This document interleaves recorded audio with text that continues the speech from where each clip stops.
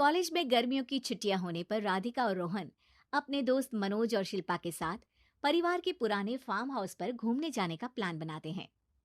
Guys, तुम दोनों को वो फार्म हाउस बहुत पसंद आएगा। बचपन से ही वो मेरी और रोहन की सबसे पसंदीदा जगह रही है। पर मैंने तो इतने सालों में तुम्हारे मुंह से कभी फार्म हाउस का नाम तक नहीं सुना। बचपन में फार्म हाउस जाते थे, लेकिन फिर अचानक सबने वहां जाना बंद कर दिया और वजह कभी किसी ने बताई नहीं। पर अब हम चारों मिलकर वहां धमाल करेंगे। इसी तरह बातें करते कुछ घंटों का सफर तय कर चारों शहर से दूर ऊंची पहाड़ी पर बने राधिका और रोहन के फैमिली फार्म हाउस पर पहुंच जाते हैं। वाह यार, ये तो बड़ा ही सुंदर है। पूरा घूमोगे तो और अच्छा लगेगा, लेकिन उससे पहले सब फ्रेशन अप हो जाओ, फिर साइट सीइंग के लिए जाएंगे।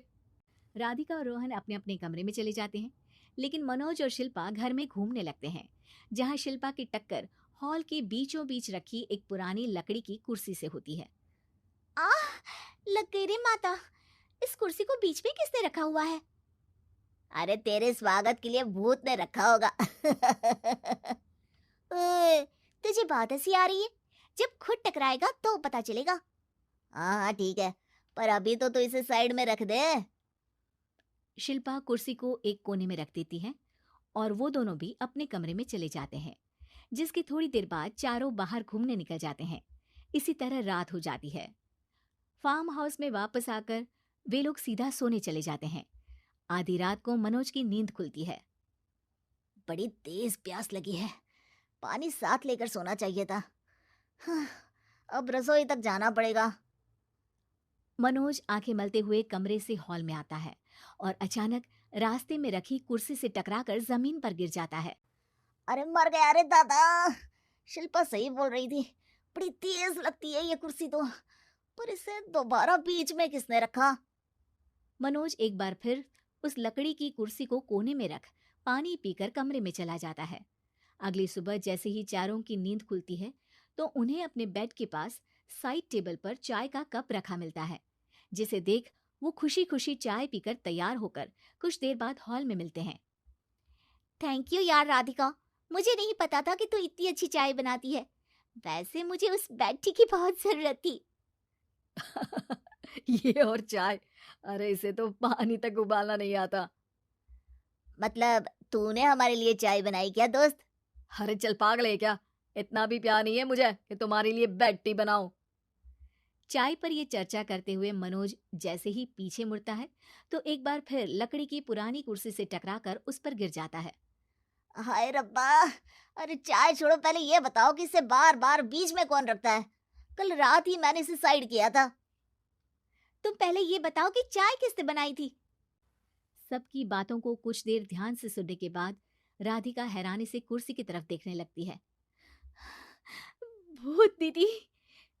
राधिका की बात सुन आपस में झगड़ रहे सारे दोस्त शांत हो जाते हैं। ये क्या बोला अभी तूने? अरे पर अब वो यहाँ कैसे हो सकती हैं? क्यों नहीं हो सकती? हमने यहाँ आना छोड़ा था, पर उन्होंने तो घर नहीं छोड़ा ना। और याद करो, ऐसे बेड के पास कप रखना और कुर्सी को कमरे के बीच में रखना, ये सब वही तो करती थी।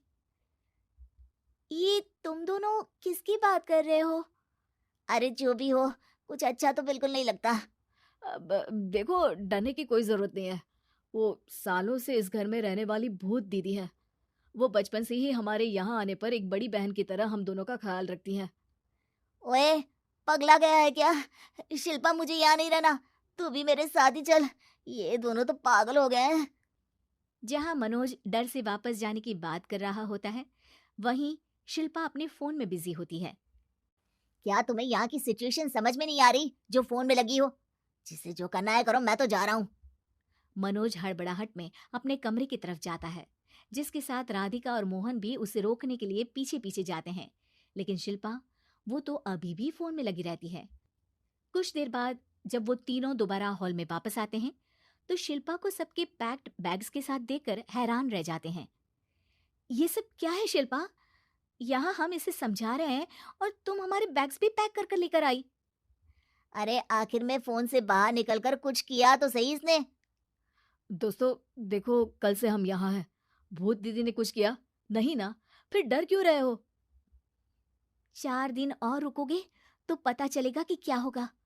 मतलब? इस पर शिल्पा उन तीनों को फार्म हाउस से बाहर लाकर फोन में पुरानी न्यूज का आर्टिकल दिखाती है। सालों पहले यहाँ रह रही औरत ने अपने दोनों बच्चों को सुबह सुबह दूध में जहर पिलाकर मार दिया और फिर हॉल में उस कुर्सी पर खड़े होकर खुद भी फांसी लगा ली थी। तुम्हारी बातों से मुझे इस केस की याद आ गई।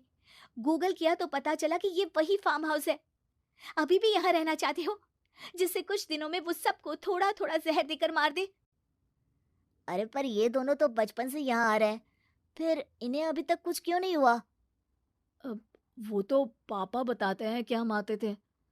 हाँ, और मुझे भी एक बार का ही याद है।